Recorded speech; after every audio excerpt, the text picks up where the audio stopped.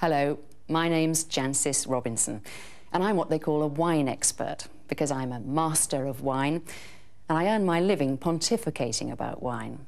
But I know I have no special gifts. It's just that I've been lucky enough to have been exposed to the fantastic people and places that produce this delicious drink.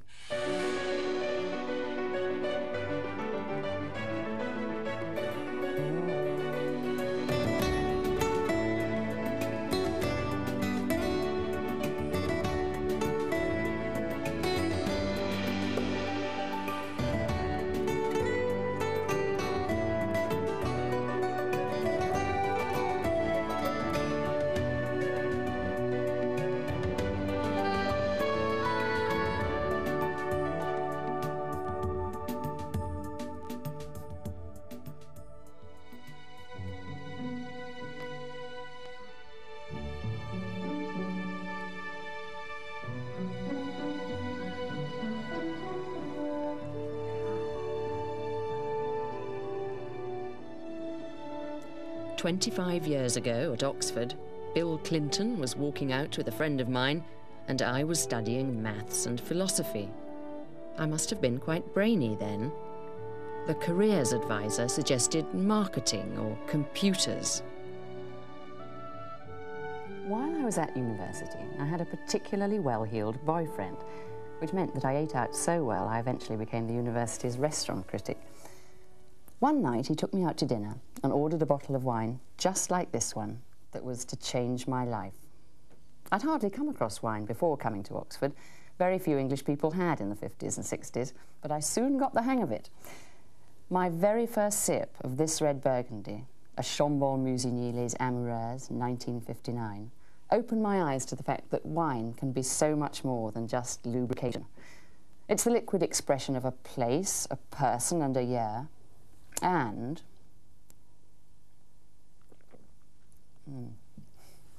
there's just the sheer thrill, or thrills, that truly great wine can give you. That wine made me realise that what I was really interested in wasn't maths and philosophy, but eating and drinking. And I've somehow managed to make a living out of it ever since.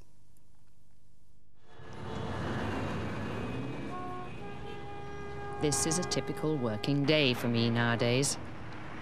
As a wine writer based in London, I might set off straight after breakfast to taste 100 tough young reds. Turning pleasure into pain is an occupational hazard. As is this particularly nasty habit. Excuse me while I work.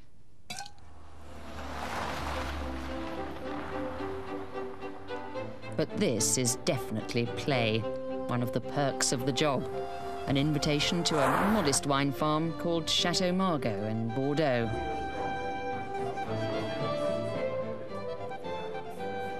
I do occasionally have to go on field research trips, and of course you can't really judge a wine unless you have it with food and discuss it with the people who make it. But I promise you this is very unlike the average day spent hunched over a word processor at Chateau Robinson.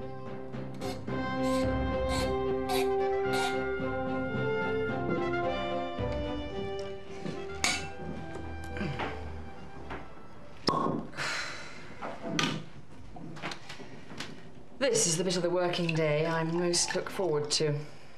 The end.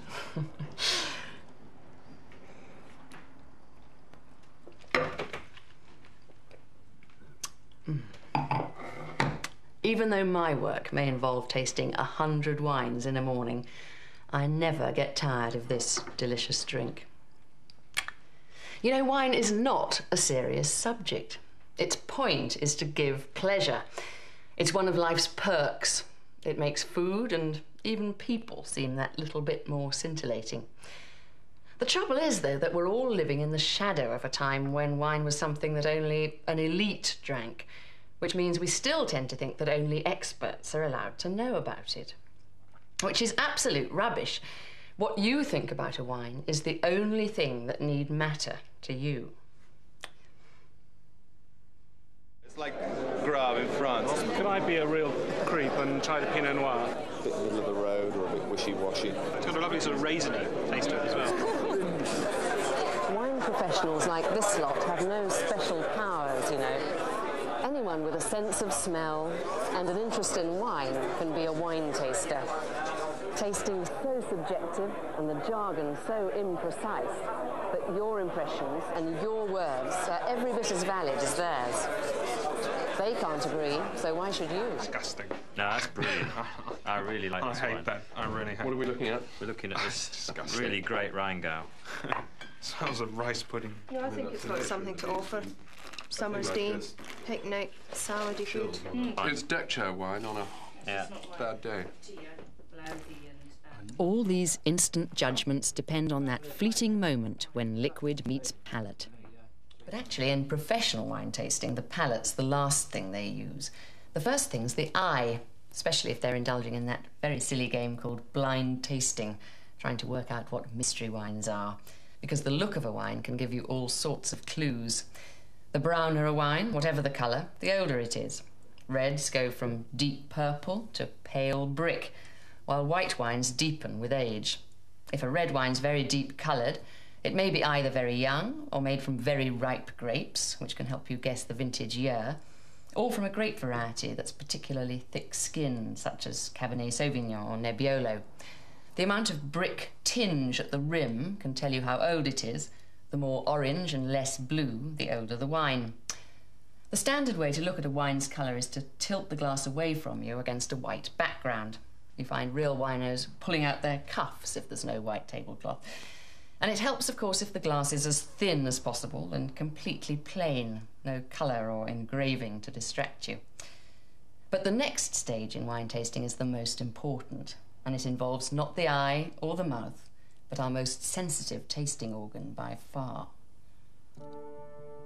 See how badly these supermarket tasters do when deprived of what their noses are capable of telling them, and of clues from the colour. This is why food seems so completely tasteless to someone with a heavy cold, and why a damaged sense of smell is the only obstacle to becoming a crack wine taster.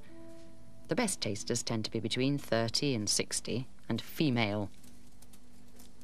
But you'd think even a man could spot the difference between tuna and yoghurt.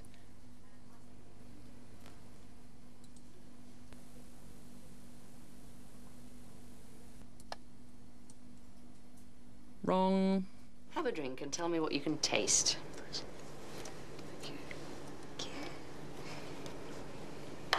What can you taste, Simon? Tastes like chlorinated water. That's why. Like chlorinated water? I can't taste anything. It's just warm, wet, nothing else. Nothing at all? Nothing at all. Nothing, just like water. Take your clip off and see if you can work out what it is. Almond. Vanilla? Very good. Cabbage water or Brussels sprouts or something. But quite drinkable if you've got a clip on your nose. Wine tasting is to a large extent an attempt to persuade wine to give up as much vapour, as many flavour messages as possible. Swirling it round like this helps because it maximises the wine's surface area and encourages thousands of little flavour messages to escape and collect in the glass. That only works, of course, if the glass goes in towards the rim, so you don't lose anything, and if the glass isn't too full, otherwise there's nowhere for the flavour messages to collect. Among wine fanatics, it's considered sensible, rather than mean, to fill glasses no more than half full. You just have to top them up more often. The glass should ideally also have a stem, so you can swirl easily without affecting the wine's all-important temperature. So the business of actually tasting begins with 2 or 3 swirls and a concentrated sniff. All that sensual pleasure. And still alcohol's played no part in it. In fact, it would be perfectly possible to be a great wine taster and a complete teetotaler, because the nose, our most sensitive bit of tasting equipment, is helped in only a minor way by thousands of tiny taste buds all over the inside of the mouth, but hardly at all in the throat. You don't actually have to swallow a wine to taste it, which is why we professionals spit for a living. And sometimes, when we have to taste 100 wines a day, we spit to live. But we want to put as much of the inside of our mouths in contact with wine as possible. And we like to draw in a bit of air to encourage yet more flavour messages up to the nose from the back of the mouth, which is why we look and sound quite so disgusting when we taste wine.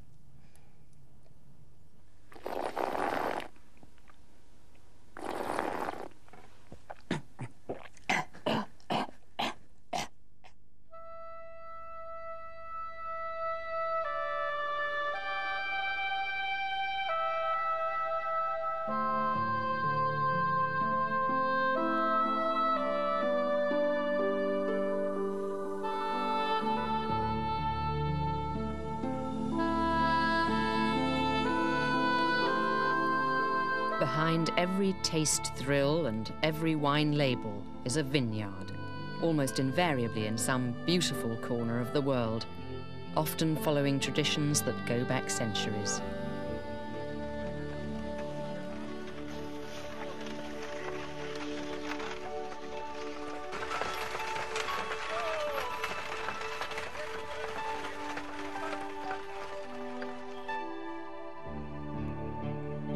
But what is it about the fruit of the vine that's so special? Why hasn't the fermented juice of the orange or peach been celebrated by generation after generation? Well, the grape's not just any old fruit. For a start, it has a special sort of acid that can preserve its juice for decades, even centuries. And it has much more sugar than most fruits, not to make sweet wine, but to make strong wine, because nearly all the sugar is going to be turned into alcohol.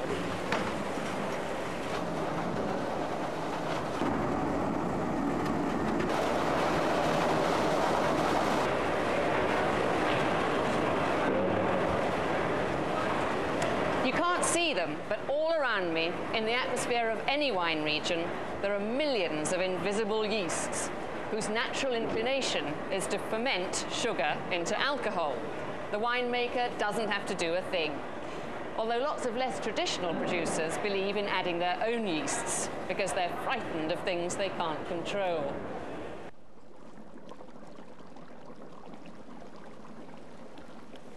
During fermentation, the yeasts turn sweet grape juice into dry wine. As the sugar level goes down, the alcohol level goes up, and lots of carbon dioxide's given off. So much so, in fact, that the atmosphere around here is quite heady with gas, grape smells, and alcohol. This, to me, is the smell of autumn.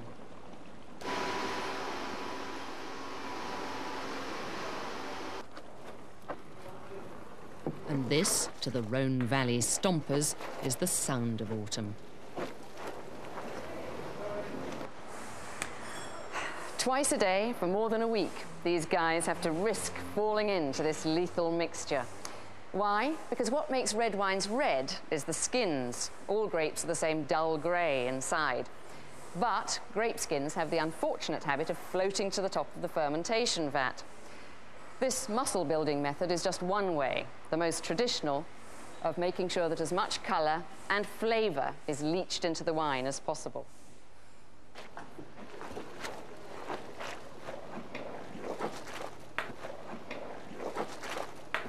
The pigeage, the stomping, looks terribly dangerous. Has nobody ever fallen in? No, usually, because firing people costs us a lot of money. When we want to fire somebody, we send them to the pigeage. No, seriously, no, it's not so dangerous, because the strength of the power of the carbonic gas, the power of pushing, is very hard. And if we do that by feet and not by hand, it's because by hand we don't have enough strength. So we have to go in the vat to push down the cap. And the goal is to break this cap to permit the carbonic gas to go away, and like that to look for a better skin contact between the juice and the skin, and to extract as much as possible tannins. Tannin from grape skins and oak barrels is the defining ingredient in serious red wine. Tannin can taste horribly like stewed tea in young reds, but helps them stay in shape for the years needed while really subtle flavours develop. The evolution of fine wine may be exasperatingly slow, but the wine world itself is evolving at breakneck speed.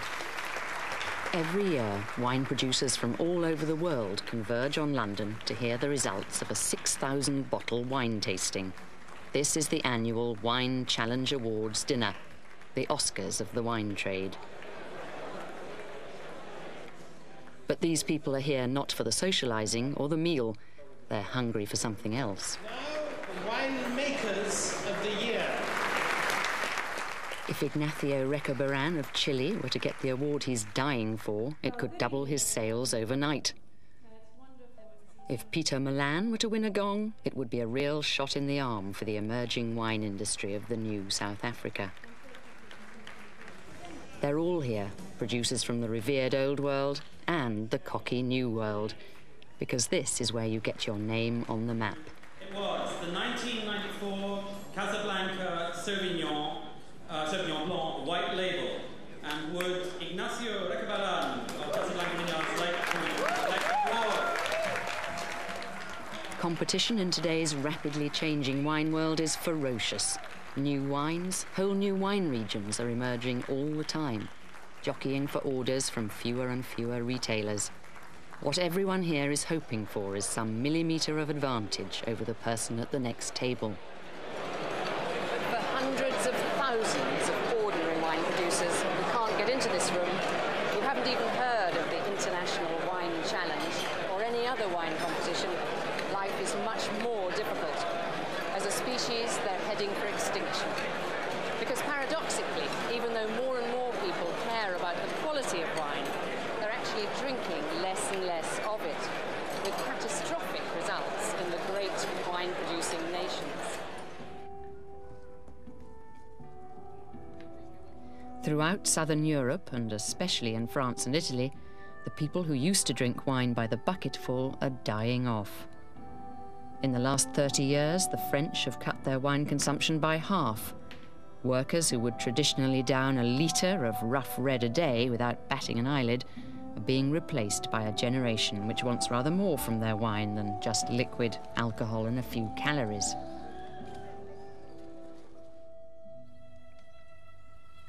This is the Languedoc in southern France. Planted a century ago to supply cheap wine to the industrial north, it's the world's biggest wine region, and scene of the most dramatic, even traumatic change of all. Louis Ballester is what most people would imagine when they think of a typical vigneron. In fact, he's never made a drop of wine in his life. All he does is grow grapes. But the world no longer needs Louis Ballester and his ilk, and his way of life is about to change irrevocably. Parce que j'y suis né d'abord, la vigne. Mon père était viticulteur et j'ai suivi sa trace, quoi, si vous voulez. Ma femme, dans le temps, disait, quand des fois on discutait, alors elle disait aux gens, mon mari a une maîtresse. Alors les gens étaient là, il a une maîtresse. Et oui, elle disait, c'est la vigne. Vous voyez.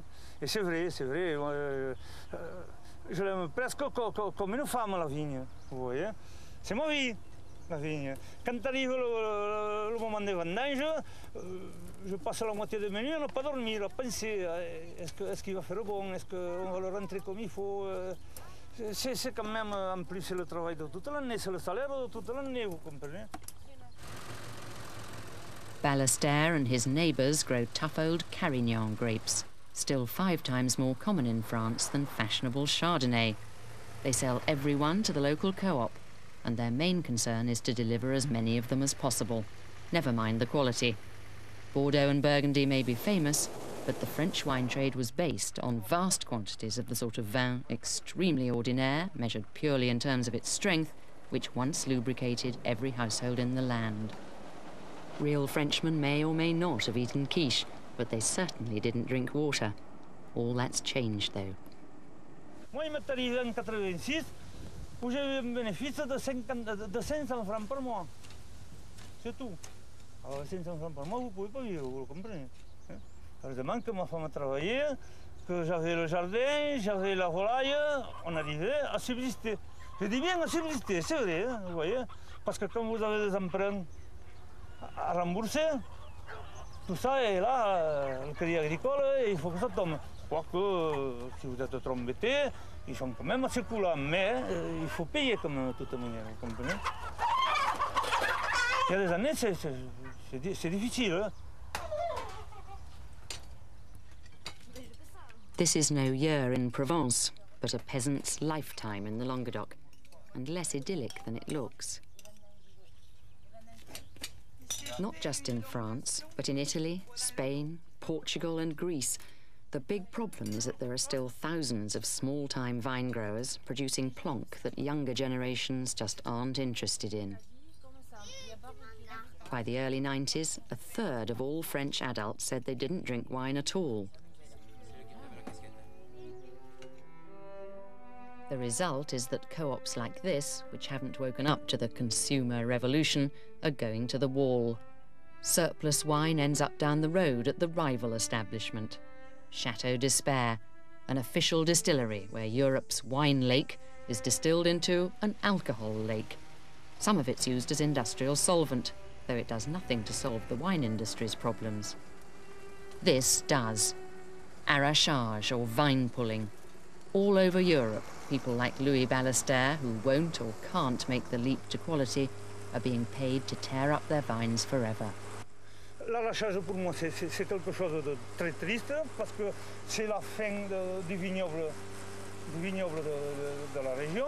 Hein? C'est le désert, si vous voulez bien, c'est le désert, alors il n'y aura plus de vignes, ça fait perdre toute l'économie. Et puis quand on a été viticulteur comme moi depuis des années, quand on voit ça, c'est affreux, c'est la fin de tout, vous comprenez? But if time-worn men like Louis Ballester represent the old face of the wine world, now surplus to requirements, its new face is very different. Sarah Kynock is typical of those who call the shots in today's wine trade.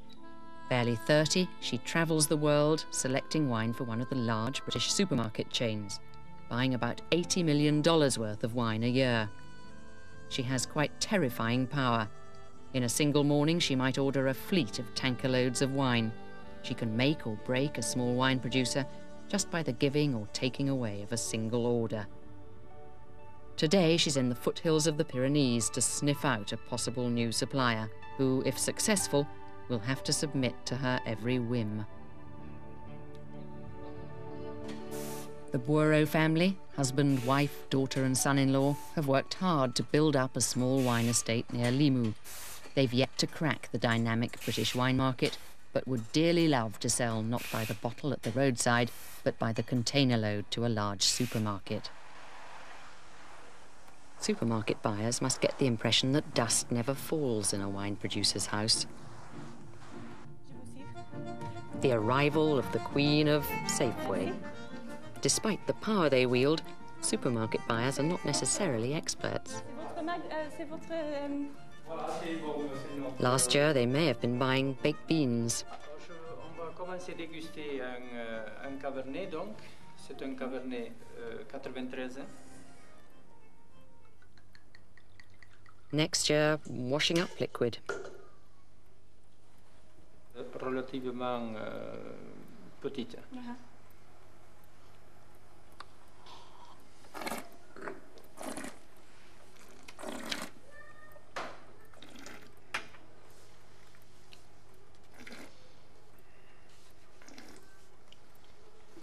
The most frustrating moment is when we're actually doing the tasting and they are fussing over the wine that's being poured. What I most like is to have the wine in front of me, to have the bottles behind the glasses, and to be able to taste one after the other and go up and down the line and just think about what's in the glasses, and to have someone saying, what do you think of it, and how, you know, do you like this one better than that one, and did you know that we did this to that? It's just so confusing.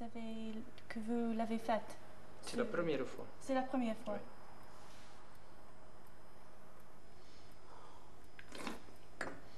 Just to have those few moments when you're actually tasting the product, when it's silent and you can make notes, is good. And what do you use? You use your feminine charm or sheer volume of order to get the price down? I think a bit of both. I think feminine charm definitely comes into it. I mean, what's the point of having it if you don't use it? And also the volume. I mean, the volume is always a big carrot to a supplier. Are you ever aware that you've screwed a producer down so much that he's actually losing money on the deal? Somebody once told me that there is no such thing as the best deal, because whatever two people agree on will be okay for them. Now, I have to believe in my job that nobody will give me a price that will mean they're going to go bankrupt, because that would be plain stupid. And if I was always worrying about somebody going bankrupt, I'd never do the right deal. So I have to believe that they are sufficiently aware of their own finances to know how low they can go. If you've got a supplier that's supplying you with 40, 50, 60,000 cases of wine, and you say to them, we're not going to deal with you next year, the immediate question is why, and you say, well, somebody can do 10 centimes better, and they say, well, so can we. You know, we'll do it. We'll do this 10 centimes. And you say, yeah, but their quality's just slightly better. But how? You know, how is it better? Show us the wine. We'll match it. We'll match it exactly. And actually what you're trying to get at is that for that you don't love them anymore. You don't love them anymore. And that's actually the most difficult way of dropping a supplier. 8 agonising months later, Sarah Kynock finally makes her decision, and it's no. The Boeros have been left standing by competition from abroad. The wine world's certainly changing at a faster rate than ever before. And many of those changes directly benefit us, consumers. All over the world, not just in France, people are drinking less and less wine, yet they know and care more and more about the quality of it.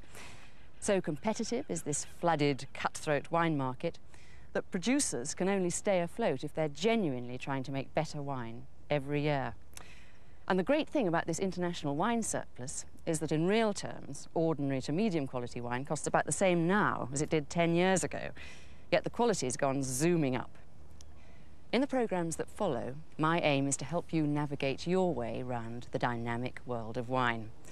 And the best way to do that is to get to grips with the main wine grape varieties, which do more than anything else to determine how a wine's going to taste, and are now planted just about everywhere. I have seen the future of wine, and its name is Cabernet Sauvignon and Chardonnay.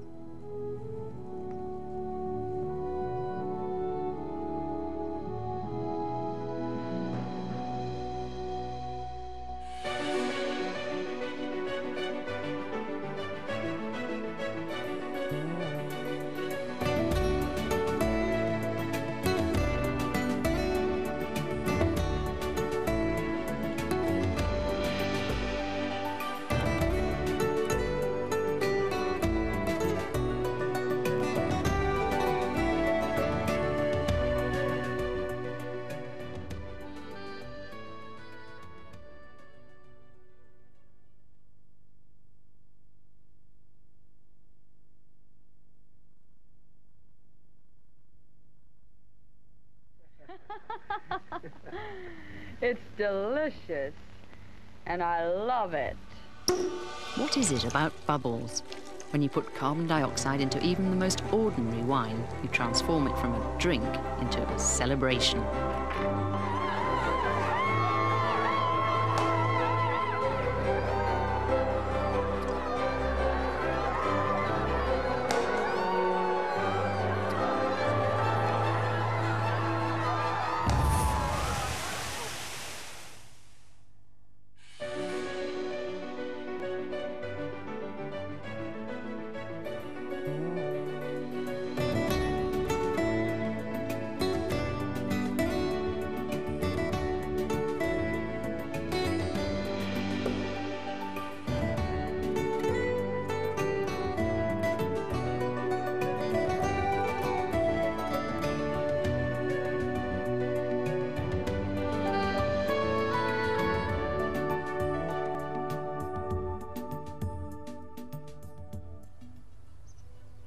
"100 miles east of Paris, just past Euro Disney, is the little town of Épernay. It may look unremarkable and the nightlife somewhat limited. But where else are you offered fizz with your French fries?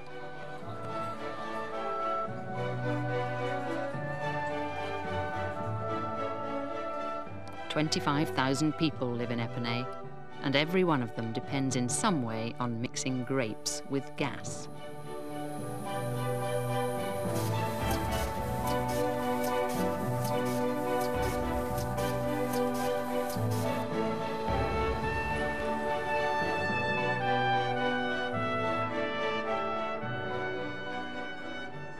This is the heart of the Champagne region. People here are hatched, matched, and some of them even dispatched to the sound of escaping bubbles.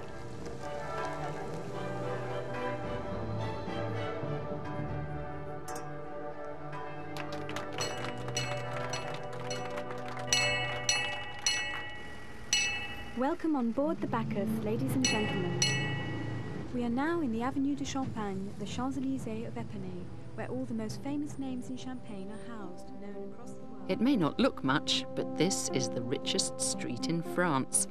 Beneath its pavements and manicured courtyards lie 1 billion bottles of the world's most expensive wine. The Avenue de Champagne glitters with the most glamorous names in the world of wine. All of this elegance and wealth is derived from the business of putting bubbles into bottles. Life has been easy for the champagne producers. They've hardly had to stray from their salons while making an extremely good living selling the world an illusion. The illusion that champagne is by definition special. There's always something to celebrate. Good. Exactly. Welcome. By keeping prices high and by associating champagne strictly with success and glamour, they've managed to convince the world that it's so much more than other fizzes, mere sparkling wines. Behind all these labels is a mixture of Pinot Noir, Chardonnay, and the cheapest grape, Meunier. But in what proportions is none of your business. It's also a blend of very different areas and years. But which? Producers of other wines may fall over themselves to tell you every last winemaking detail, but the Champenois stayed mum. If pressed, they would say grandly, "Trust us. We make the finest fizz in the world. You don't need to know what goes into it. Just keep on buying the dream." But in the 1990s came recession. Suddenly, champagne drinking began to look extravagant, even obscene. In the cellars of Moet and Chandon, the Goliath of the industry, bottles of unsold champagne began piling up and up. Something had to be done. And this was the man to do it, Richard Geoffroy, whom they're busy making into a star. Geoffroy trained as a doctor before deciding that he'd rather nurse glasses than people. Now he's Moet's Mr. Champagne, the youthful face of fizz, who actually treats champagne as a wine. His first act shocked the cosy world of champagne by laying it all bare, putting on the label exactly what's inside each bottle, including its age. His rivals think he's mad. It means that Moet can no longer palm us off with paint stripper.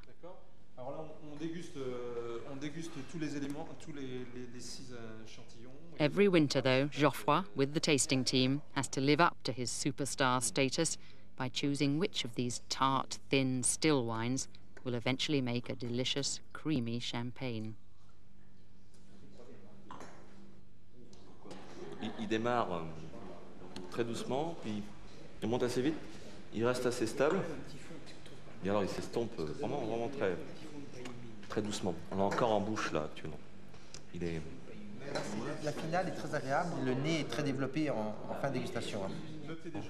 We are dealing with 200 different growth, different components to be put together. It's really a long, slow process from December through March, and we have to taste every day. So how many samples might you taste in a session? 20 is fine. In excess of 20 makes it very tiring. It's very demanding. You must keep very concentrated, and I tell you, after 1 hour and a half, you are dead tired. You stop. The only thing you are really asking for is, I would say, food. Good lunch. Good lunch. Once they've hit upon the right blend, it's bottled with an added dash of sugar and yeast, which ferment all over again, creating an explosive mix of wine and gas trapped inside the bottle. The bottles are then taken down into the cellars to sleep, ideally for years. 65 miles of tunnels have been pierced through the town's underbelly. People think of winemaking as a healthy outdoor occupation, but these men live and grow old in the damp, mould and cold 100 feet underground. Nous travaillons dans des trous creusés dans la terre, à la manière des rats. Quand nous avons passé 8 heures dans la cave, nos vêtements sont imprégnés d'humidité. C'est l'humidité qui est la plus difficile à supporter puisqu'elle occasionne des maladies rhumatismales et même engendre des rhumes et des rhinites. Le soir, quand nous quittons la cave, nous sommes bien contents de revoir le soleil. So this means that just in this tiny bit of the cellar, there are 68,400 bottles. Why do you leave all this wine just sitting here? This is essential. This is essential because it's what achieves really the unique character of Champagne, the unique style of Champagne. Look at this yeast sediment laying. Looks rather horrid to me. Some respect, please. That's what makes Champagne. You know, Champagne is alive, really. It's slowly developing, building up new characters in contact with the yeast sediment. And I would say Champagne is alive because really this yeast sediment was living material. It's what makes Champagne sparkling. So Champagne is made in the bottle, in contact with the sediment, the yeast. This is the essence of Champagne. However vital that sediment, none of us wants it in our glasses, so somehow it has to be removed from the bottle. This is how it's done according to the prevailing Champagne mystique. It's called remuage, the gradual shuffling of the dead yeast into the neck of the bottle, which is then dunked in freezing brine, so that quicker than the eye can see, the cap is flipped off and out shoots the deposit in a neat plug of ice. They call it disgorgement. So that's the traditional method of removing the sediment, by far the most cumbersome operation in the champagne making process. It's hardly surprising then that the champagne industry has been toying with some alternative methods, including these tiny alginate beads. Can you see them? Filled with yeast, they can be added to the wine along with sugar so that the second fermentation takes place in bottle just exactly as normal, except that the sediment is trapped inside the beads. And instead of the labour-intensive remuage process, all you have to do is turn the bottle upside down and the beads fall down into the neck before disgorgement. Even less likely to find favour with traditionalists who see this sort of business as an essential part of the mystique of champagne is this membrane cartridge. Filled with yeast, it can be put into the bottleneck, and it too performs more or less the same sort of function as the alginate beads. Both techniques result in wines which are virtually indistinguishable from champagne made by traditional methods. So why has the industry been so reluctant to introduce either of them? In one word, image. And image is what champagne is all about. Ridiculous sums of money are spent trying to prevent others, sparkling winemakers, even cigarette and perfume manufacturers, from using the name, often resulting in huge legal wrangles. It's an article of faith for the head of the champagne police that there is confusion when others use the hallowed name. But there's no possibility of confusion with champagne of deodorant and cigarettes and a perfume. And this perfume itself is a luxury product. I mean, you could almost say it's shoring up your name.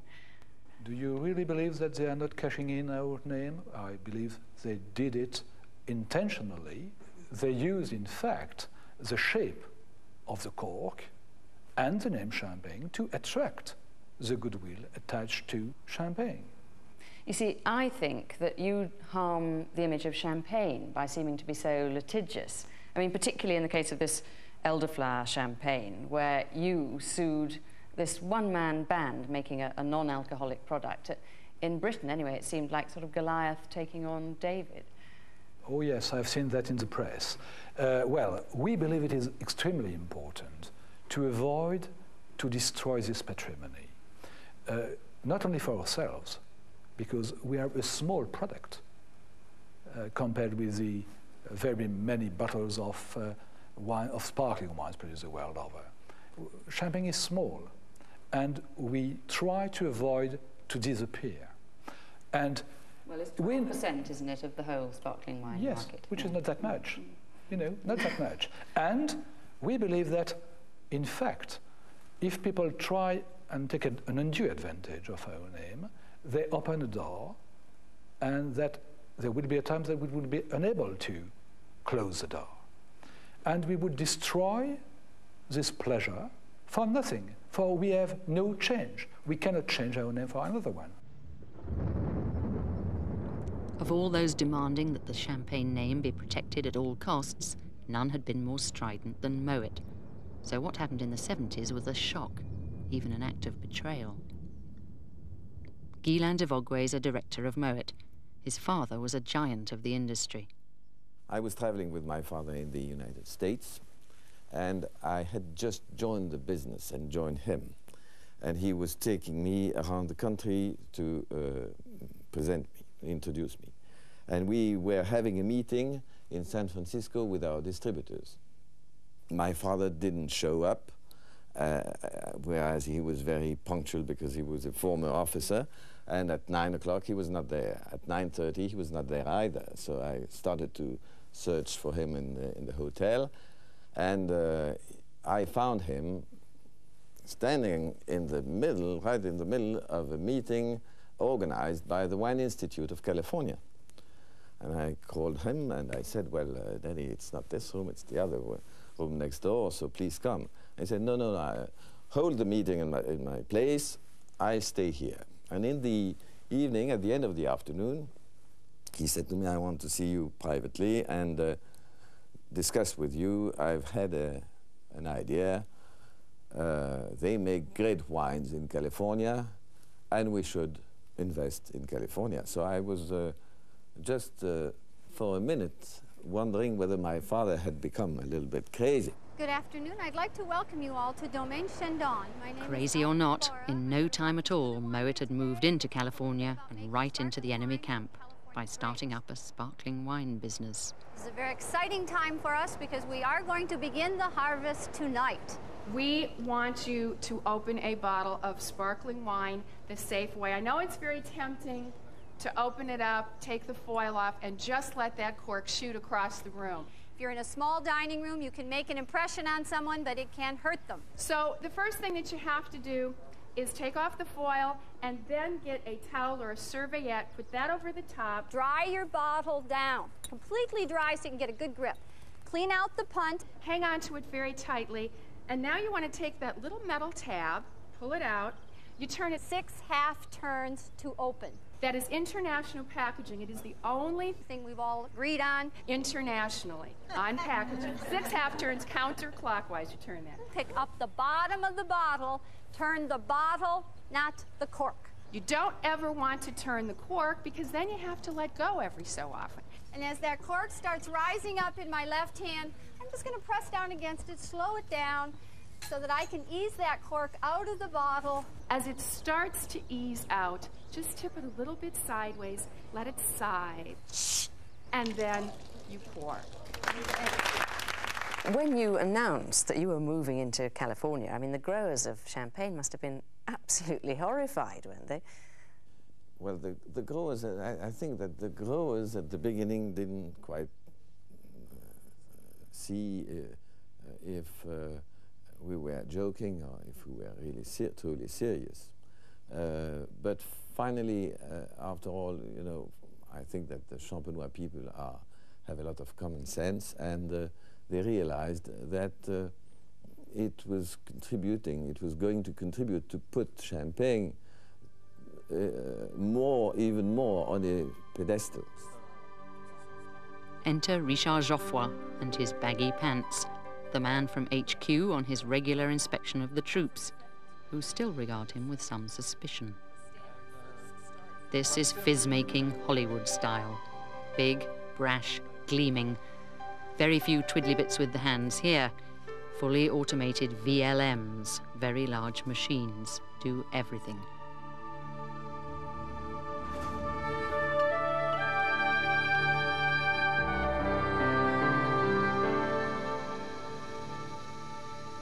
Machines even pick the grapes, which would be regarded as sacrilege in Champagne.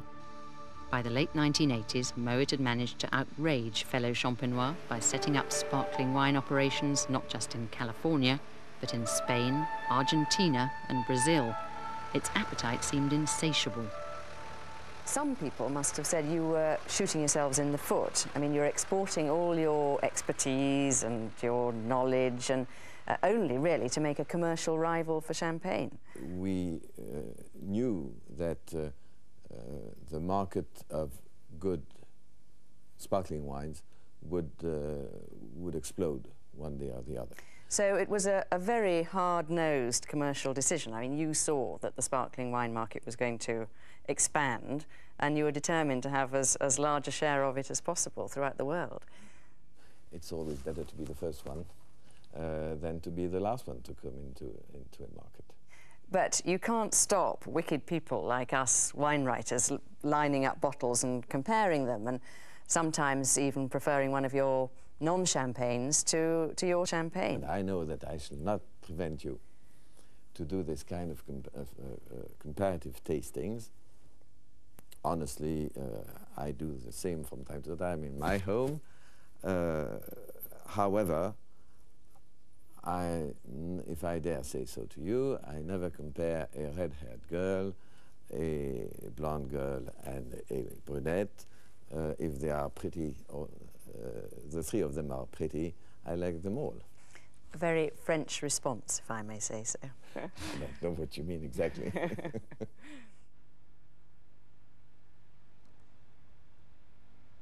The Nullarbor Plain in Australia, one of the bleakest stretches of desert in the world.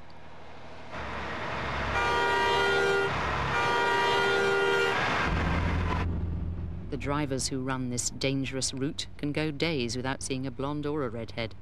They're paid by the kilometre. No logbooks, no tachograph.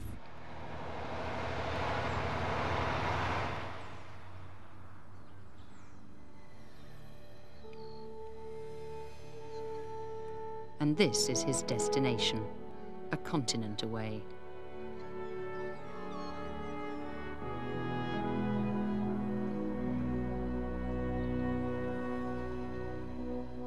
The Yarra Valley north of Melbourne, Moet's most far-flung outpost. 1,000,000 miles from the stuffy salons of Epernay, where heat, not rain and cold, is the enemy.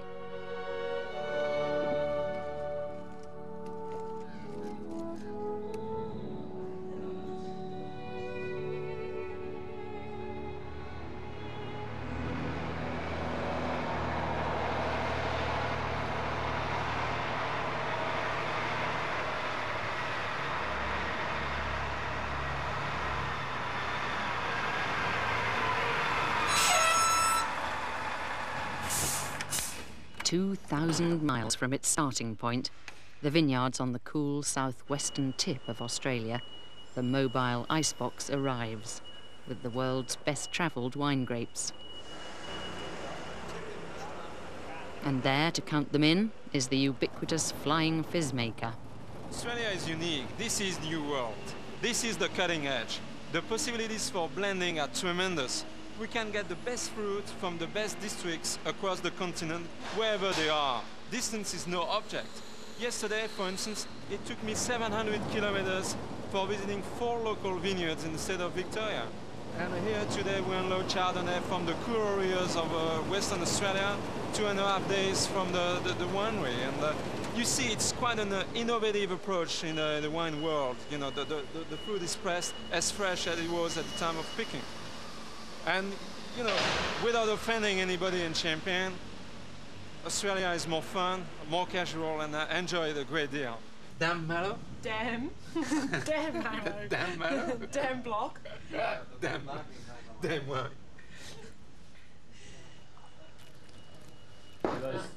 ones. Wow. The finish, the length. Good length, huh? Oh, Which one is it? je suis content. Yeah, a lot of the Malja on that one's incredible. Yeah, so I'm using them. I'm using them It's this way. holding very nicely. Yeah. It's technology, huh?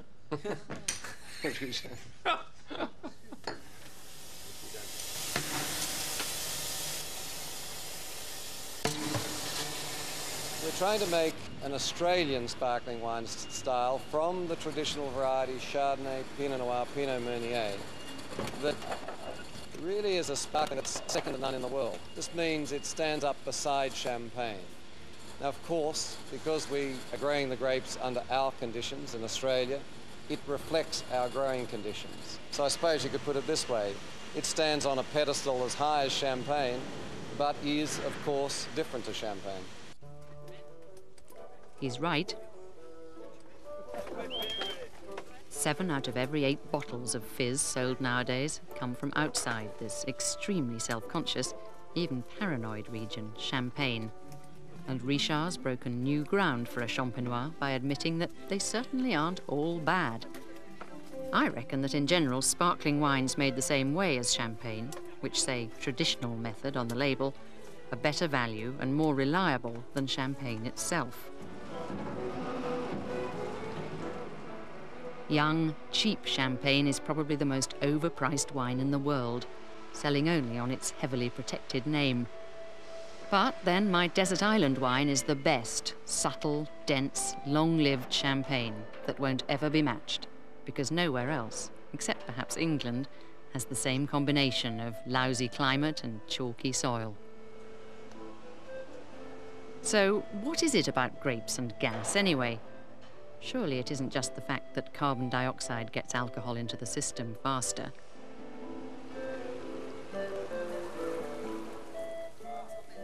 At home in Champagne, Richard Geoffroy proves that, whatever his winemaking skills, he's a rotten cook.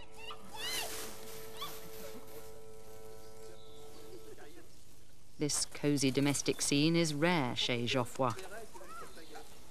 In fact, he spends more time overseeing Moet's burgeoning empire than his real-life family. Wow, well, you see that all year round. It's quite a busy schedule. So you're involved 6 months a year, I would say. 6 months a year you're away? Yeah. So when do you get to see your 3 sons, for instance? There is another 6 months left. It's enough. Yeah, we enjoy it. Yeah. You don't resent all that travelling? No, not yet. And how does your wife feel about it? Well, I never ask. Well, now, if we can rescue you away from your sons, or your sons away from you, we're going to turn the tables on you, and we're going to make you do a blind tasting of all the sparkling wines you're involved with making, okay? Wow. So you have to tell them apart and tell us how you know which one's which. Yeah, we have a go. Okay, fine. Thank you. Good. Yeah, it's good. Okay, Richard, off you go. Well, wine number 1. Yeah, nice copper amber hue. I would say it suggests Pinot Noir. This is Pinot Noir. Overt, good punch. So where does that tell you it comes from? California. Punchy California. Yeah, overt, you know, upfront Pinot Noir. Okay, well, you go on to the next one and I'll let you know if you're right. Yeah. Yes, you are.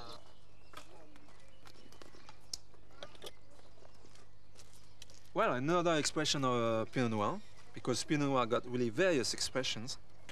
This is the Australian expression of Pinot Noir. Sure. More delicate, a bit less varietal, more development. This is Australia. You are right.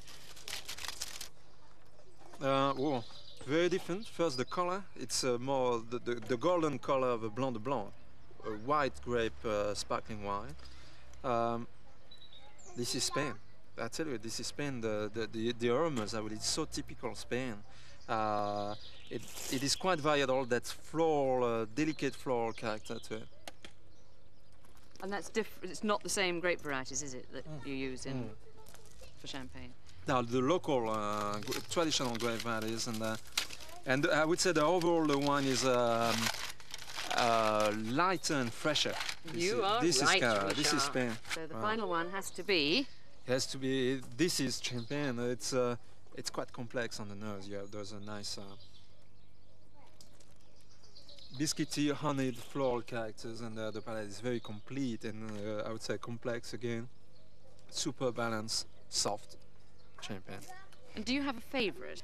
No, you know what I don't. Well, on one hand, I could tell you that my favorite is champagne. It is because of my, of my roots. I'm a champenoise. I love champagne, but still, it's like a family. You have kids, and it's difficult to tell. To say you have a favorite kid. You like them all, love them all for different reasons, and I feel the same about all those sparkling wines. I love them all. They're great. The kids, the babies. Voilà, c'est la famille.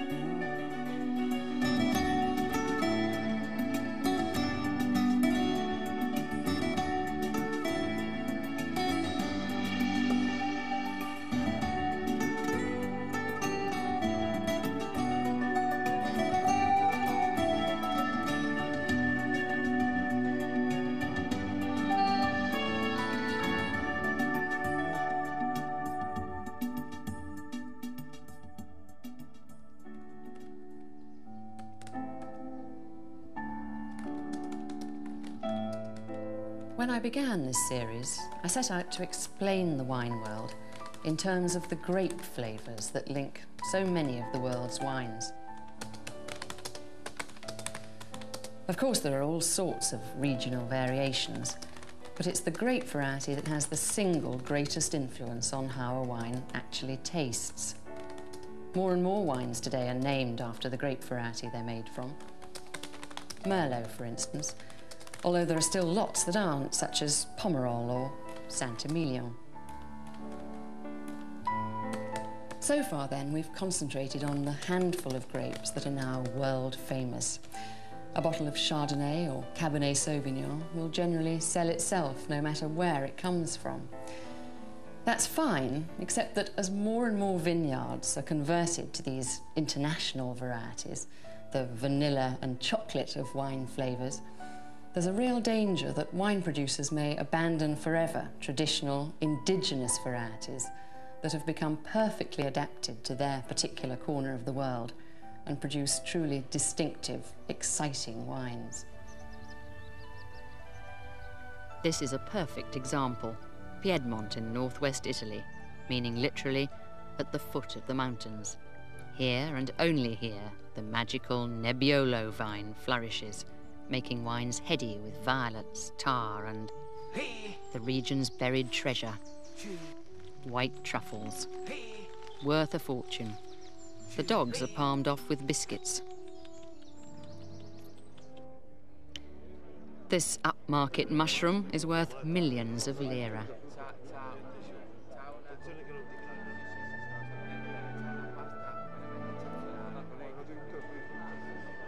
Barolo and Barbaresco are two small villages in the hills around Alba, They're also the names of Italy's most revered wines. On a well-guarded farm in these hills lives Aldo Conterno, one of Barolo's great traditionalists.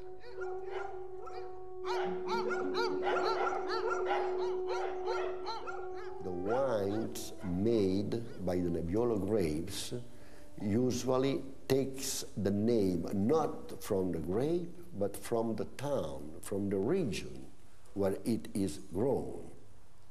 First is the Barolo. I mean, I say first, probably the people from Barbaresco, they would put first Barbaresco.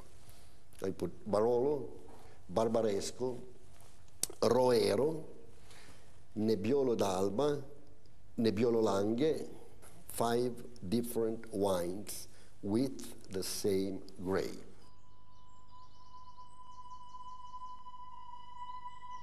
The Nebbiolo comes from nebbia, and English is fog. So because the Nebbiolo, being a grape that lasts to get the maturation, sometime it goes about the end of October.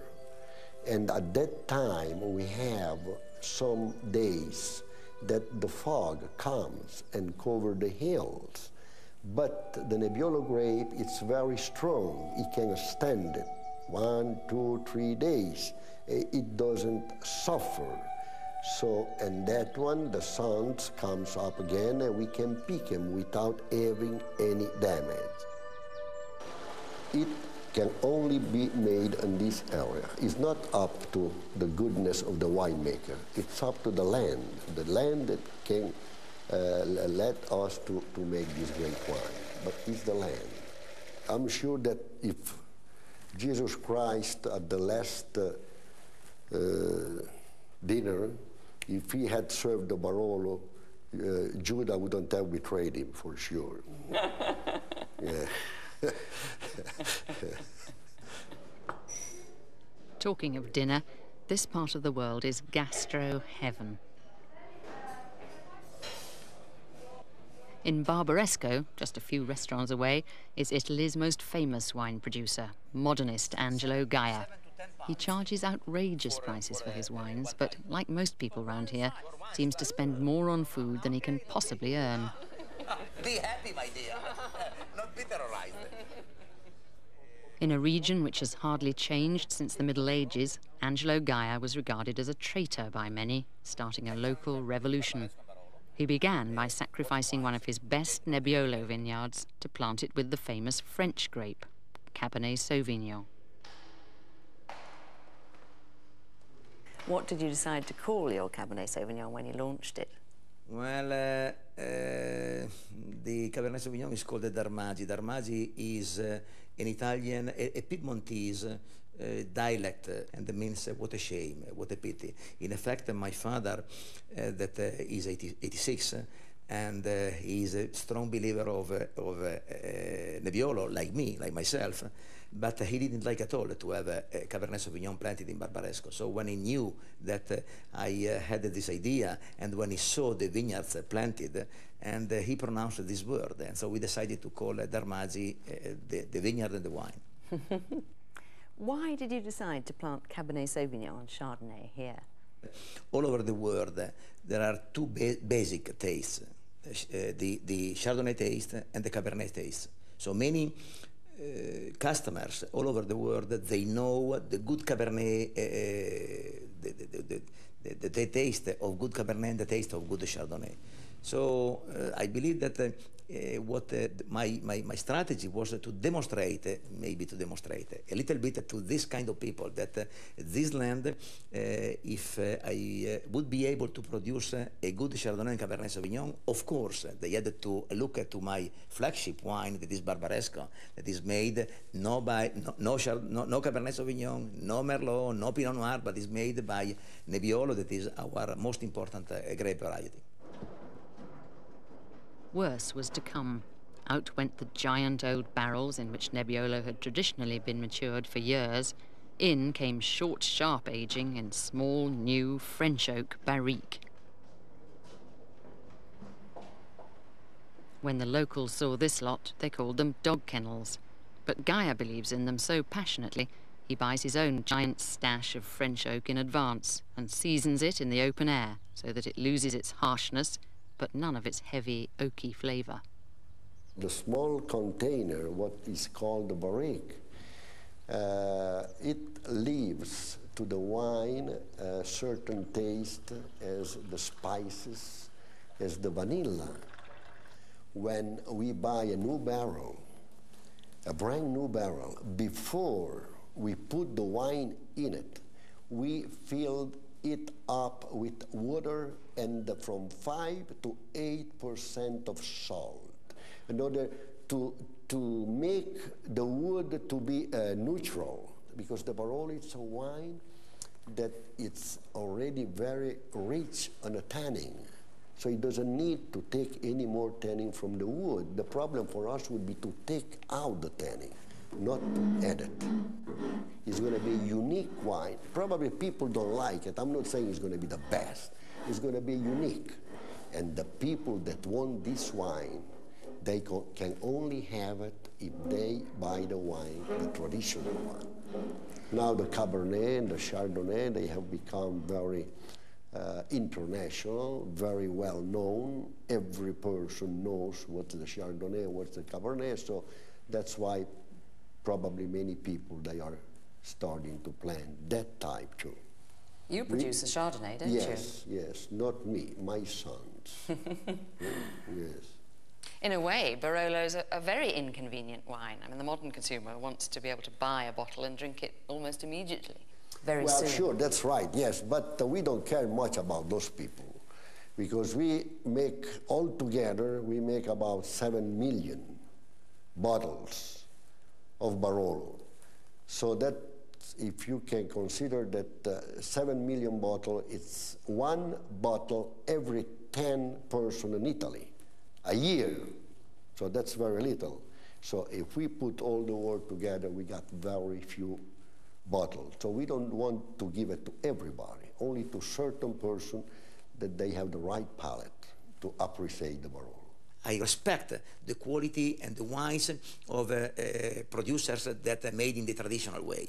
But it's possible, in my opinion, shortening the time, of the long aging time, is possible to maintain the more integrity of the wine, and the wine is more alive. This is my impression. But you know, who knows? And the leader of today, what we believe are leaders of today, we have to verify next 20 years. And when finally we will drink again the wines made in the beautiful vintages, 88, 90, 89, 90, and we will drink in the 2010, at that time it will be possible to judge who did well during that time.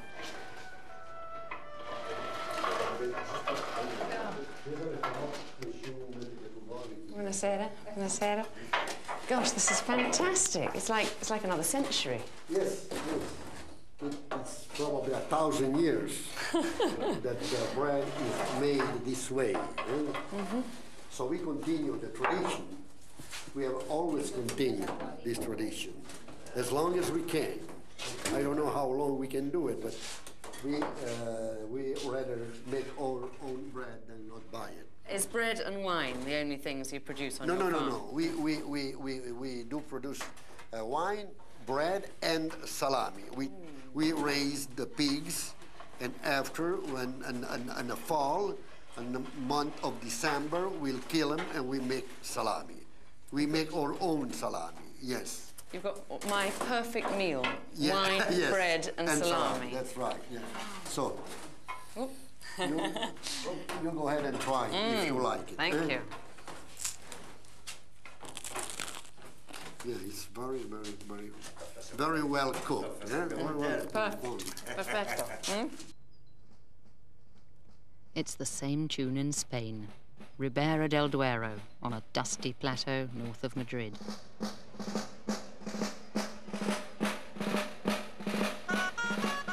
In the small town of Pesquera, it's Spain's national day, and the locals have much to celebrate.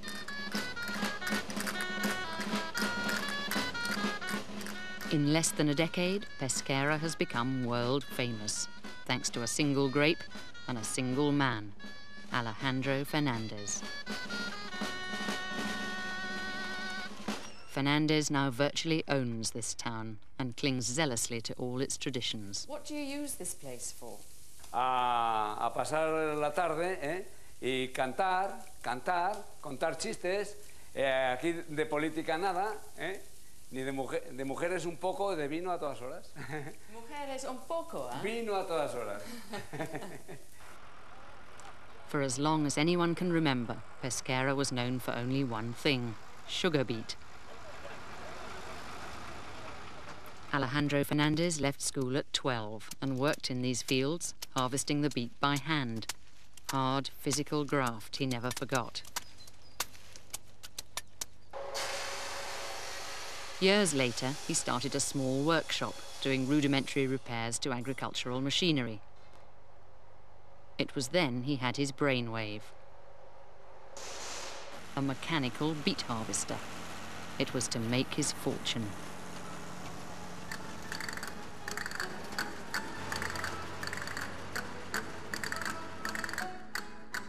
With the money, he planted his first vineyard.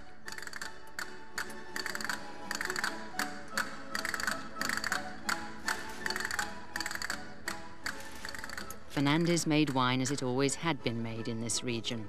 Until recently, almost all of it for local consumption.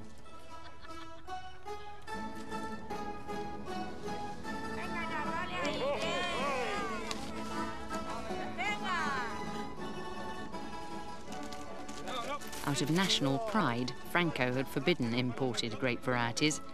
Instead, Spanish vine growers soldiered on in isolation with their own indigenous varieties, many of dubious quality. An exception was Tempranillo. So common here it's called simply Tinto, or the tinted one. Although it's blended into Spain's best-known red, Rioja, it was virtually unknown outside Spain. Fernandez was to change all that.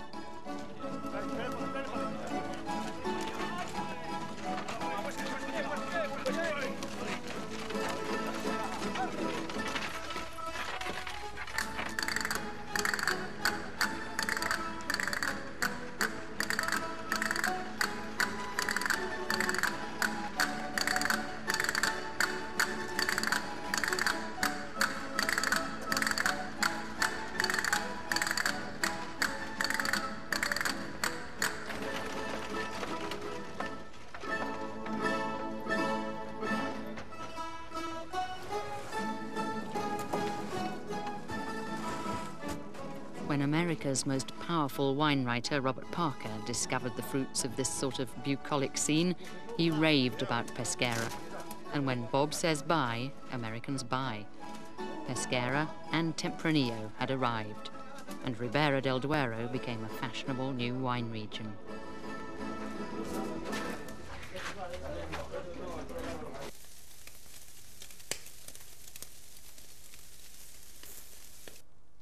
Ribera del Duero is also the roast lamb capital of the world, or at least that's what I think he was saying.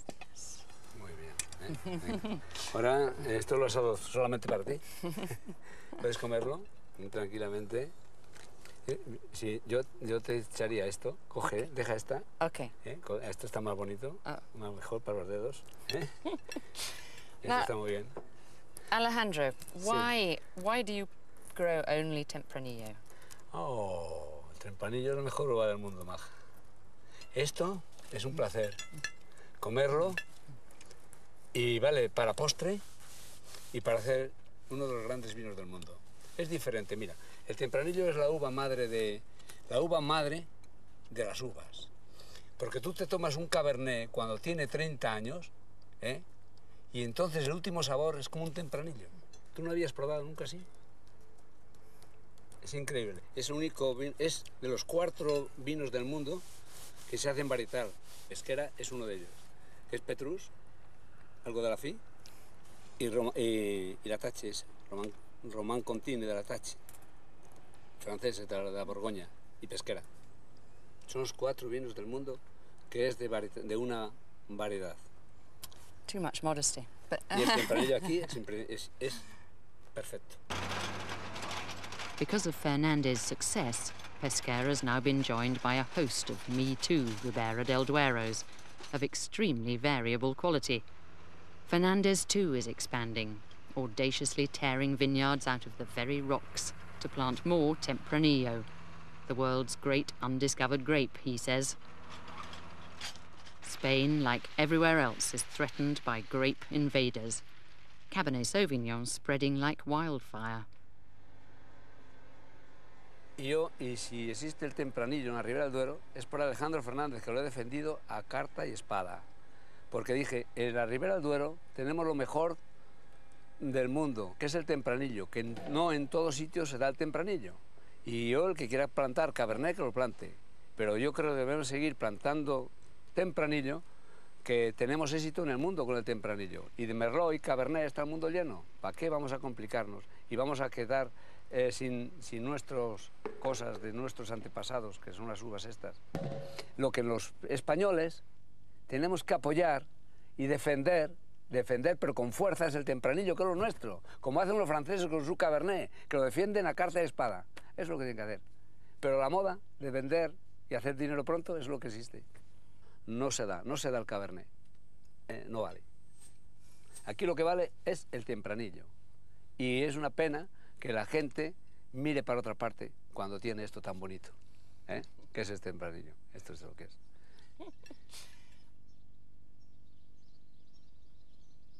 Back in 1989, along with hundreds of other Brits attracted by a weak franc and the French way of life, by which we really meant eating and drinking, we decided to buy a holiday house here in France. I deliberately avoided Bordeaux and Burgundy on the basis it would be far too much like work, and eventually we settled here, in the Languedoc, in the sleepy south of France. And now, what do I find? All of a sudden, this is the most dynamic wine region in Europe, if not the world, with all sorts of incomers flying in to invest in the potential here. With its reliable sunshine and relatively low land prices, the Languedoc's been described as France's new world. Its absence of reputation means that there aren't too many restrictions. One of my closest neighbours is an Englishman called James Herrick, who arrived soon after me. With scant regard for tradition, he uprooted the local vine varieties and grows nothing but the grape invader, the all-conquering Chardonnay. We wanted to make full-bodied dry white wine. The fundamental issue on that choice, I think, is what makes good wine over a 100-year period. And what we think is that Chardonnay and the flavour it produces and the style of wine you can make for it has been a favourite for 100 years and will continue to be so. Not here. Not here, not here. But wherever it's made, well made, I mean, if you take Burgundy, for example, it's always been a successful flavour over hundreds of years. Well, you say take Burgundy, for example, you'd have to say take Burgundy, full stop, more or less, wouldn't you? Because apart from Champagne, there's nowhere else it's been growing for 100 years. But there's been a consistent demand for Burgundian wine, if you know what I mean, because I think that flavour and that taste is a long-term proposition. And you think it's the grape, not the characteristics which Burgundy brings to the I think it's both. I think it's both. I think if you plant Ugni Blanc in Burgundy, you're not going to get particularly good wine, sorry to say. And I think if you plant Chardonnay here, you won't get Burgundy wine either, but you'll get a very flavourful, full-bodied dry white wine. So it's as simple as that, really. Wouldn't the wine world be a really rather dreary place if everybody said, look, everybody loves Cabernet, everybody loves Chardonnay, let's plant them? Very dull indeed. However, the wine world is a lot less dreary place now for people making good wine. And frankly, I'd rather have bucket loads of good, well-made Chardonnay around the place than bucket loads of rather badly made Ugni Blanc. The market will win. The market will win. When someone turns up with a wine and says, this is the lesser spotted Vermentino and it's absolutely terrific and it's worth £4.99 or £6.99 or £2.99, whatever, and you should go out and buy it, everyone will go out and buy it. But it has to be good. So I think this sort of indigenous grape variety issue is rather interesting, because either interesting or irrelevant. I think it's interesting for people in the trade, but irrelevant to most people. I mean, it is, I have to admit, there are one or two people who've proved that you can make it commercially interesting to go around looking for unusual grape varieties. I mean, do you know Randall Graham, Bonnie Doon in California? Sure. I mean, he goes searching all over the world for obscure varieties and seems to be doing very well, thank you. I think that's absolutely fantastic. And only thing that matters is, does it taste good in the glass? If it's been made from Mourvedre, whoopee-doo. If it's been made from Chardonnay, that's terrific. If it's been made from Tempranillo, that's good too. I really don't think it matters. Shall I compare thee to a Chardonnay? Thou art better balanced, fruitier, and more temperate. Rampant Chardmania my fealty will not sway. Vangry or not Vangry, that is the question. Whether 'tis nobler on the palate to suffer the grey Rieslings and Arrowwoods, the outrageously successful White Zinfandels, or to take legs against a sea of swill and by opposing no end stacks. The problem with Cabernet and Chardonnay is that they're acutely boring. They're tremendously boring. It's chocolate and vanilla every single day. The other problem I have with them, they don't go with food that people eat. I think that Chardonnay is the perfect wine for what I call cholesterol-infused cuisine. So if you're wanting a meal that's just pure butter and cream, Chardonnay is your wine. But that's what people eat, at least in the States, and especially in California. People are into eclectic cuisine, food that has a lot of spice and flavor, piquance. And Chardonnay is a very delicate kind of wine, very nuanced wine, and that's not the kind of wine that goes with this sort of food. Riesling is, and Petit Manseng is, and Pinot Grigio, and Tokai Friulano, and... You just like the sound of the words, Of course. I saw the best palates of my generation deranged by short-chain tannins, recoiling embittered in astringent rictus, who expose themselves to dangerously high levels of new oak, barriquesters bathing in phosphorescent cellulobiose glow. I sometimes say disingenuously that I'm not a radical bomb thrower, that in fact I'm deeply conservative. I say this with all irony, of course, but I'm conservative in the sense that I really do believe in growing grapes that really belong where they're grown. And I believe here in California, you have a relatively small, narrow range of varieties, don't you? So you have to bring in things that might belong there, theoretically, yeah? So I believe in the necessity of maintaining diversity. Diversity is crucial from an ecological standpoint. When these things disappear, they're gone forever. From an aesthetic standpoint, and just from personally, from a pure curiosity, I'm just wondering, how will Petit Manseng fare in California? And if I don't do the experiment, I'll never know. So you've fallen in love with Rhone varieties, fallen in love with Italian varieties next. Yes. Well, where now? Where next? I have to say that I've grown especially enamored of German grape varietals lately, and if the climate were not so dicey, meaning the incongruity of our climate and their climate, I think those grapes would be fantastic for California. In fact, I'm so crazy about these grapes that I would like to form an organization called the NRA, the National Riesling Association. Count me in, definitely. For a long time, he would drink only Francese.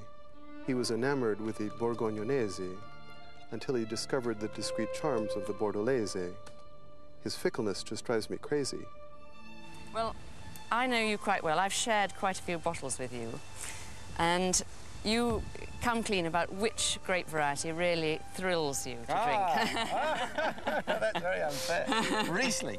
I said loud and clear, Riesling is my favourite white wine. Frizzante and still, red wine and blush, he never met a grape he didn't want to crush. Finito.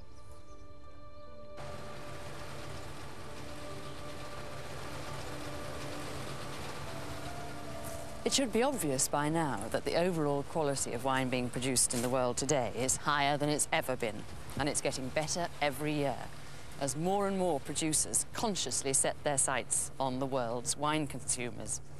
And the fact that there's an international brigade of wine critics and an army of well-educated wine technicians means that everyone's really trying to make a better wine than his neighbour. But, as ever, there's a price to pay for this progress, as more and more of the world's wine producers adopt basically the same equipment, techniques, goals and great varieties, we're in danger of losing some of the individuality of wines that uniquely express the place they come from. So, one final bit of advice. If you come across a name that's completely unfamiliar to you on a wine list or a shelf, it's almost certainly worth trying.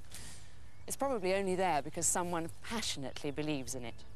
Just as I passionately believe that every time you take a sip of wine, you can enjoy history, geography, botany, psychology, and an immense amount of sheer physical pleasure.